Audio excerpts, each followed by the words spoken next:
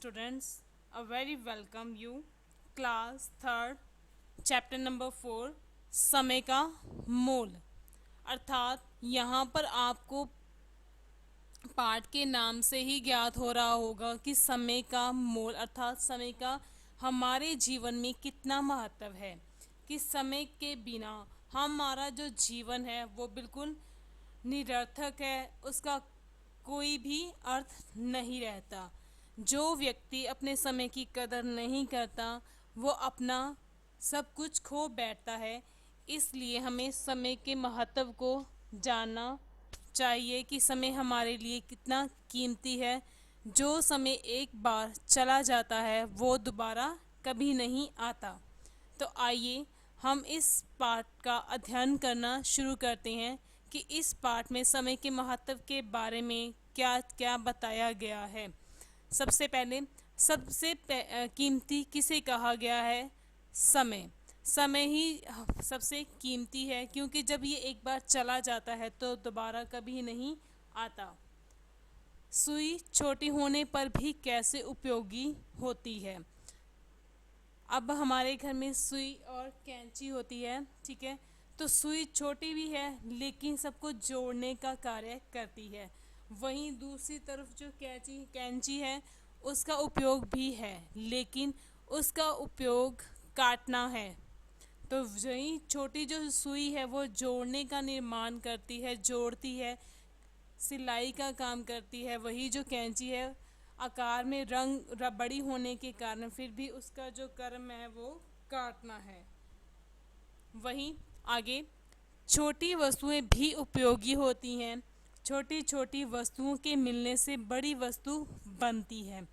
एक एक पल की कीमत समझने वाला व्यक्ति बुद्धिमान होता है। यहाँ मैं आपको एक छोटी सी उदाहरण देना चाहती हूँ कि अगर हम कनक यानी कि गेहूँ के एक एक दाने को भी इकट्ठा करेंगे तो वो पूरा उसकी एक जो पूरी थैली है वो भर सकती है, और उस थैली का उपयोग हम आटे में करते हैं। अर्थात कि एक एक दाना जमा करके अपना हम पेट भर सकते हैं। उसी प्रकार जो चींटियां हैं वो अपना पेट भरने के लिए रोज़ परिश्रम करती हैं, एक एक दाना चुग कर अपने घर में लेकर जाती हैं और उन्हें इकट्ठा करती हैं।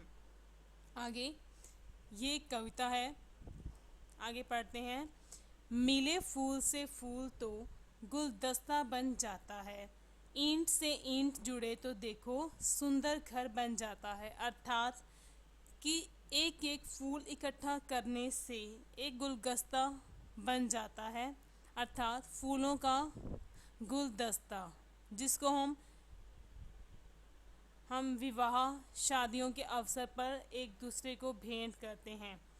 ईंट से ईंट जुड़े तो देखो सुंदर घर बन जाता है। ये देखिए घर है ईंटों सीमेंट आदि से बना होता है, लेकिन सबसे पहले हम ईंट से ईंट जोड़ते हैं तभी तो एक सुंदर घर का निर्माण होता है।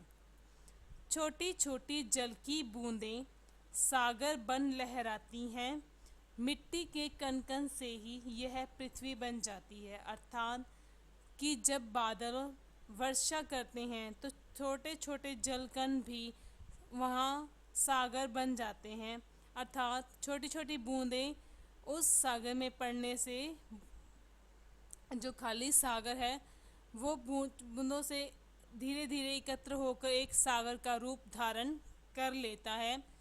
मिट्टी के कण कण से ही यह पृथ्वी बन जाती है। अर्थात कि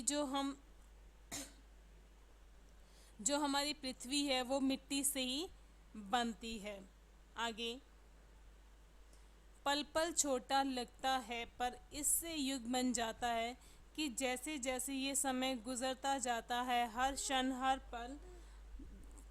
पल चलता जा रहा है तो वो धीरे धीरे एक शताब्दी का एक वार्षिक का रूप धारण कर जाता है और फिर युग बन जाता है।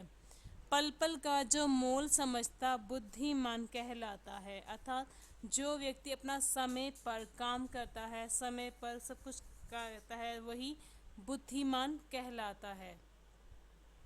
आगे इसके कुछ अभ्यास यानी कि शब्दार्थ हैं सागर, समुद्र, कण कण, छोटे से छोटा टुकड़ा, पल पल, क्षण समय का छोटा हिस्सा, युग बहुत लंबा समय, मोल कीमत, बुद्धिमान जिसमें बहुत बुद्धि हो यानी कि होशियार हो। ये श्रुत लेख है, आप इसको लिखें। गुलदस्ता, ईंट, लहराती, मिट्टी, पृथ्वी, बुद्धिमान। ये मौखिक प्रश्न, बहुत सारे फूलों के मिलने से क्या बनता है? गुलदस्ता। घर कैसे बनता है? ईंट से ईंट जोड़ने पर घर बनता है। पल पल जुड़ने से क्या बनता है?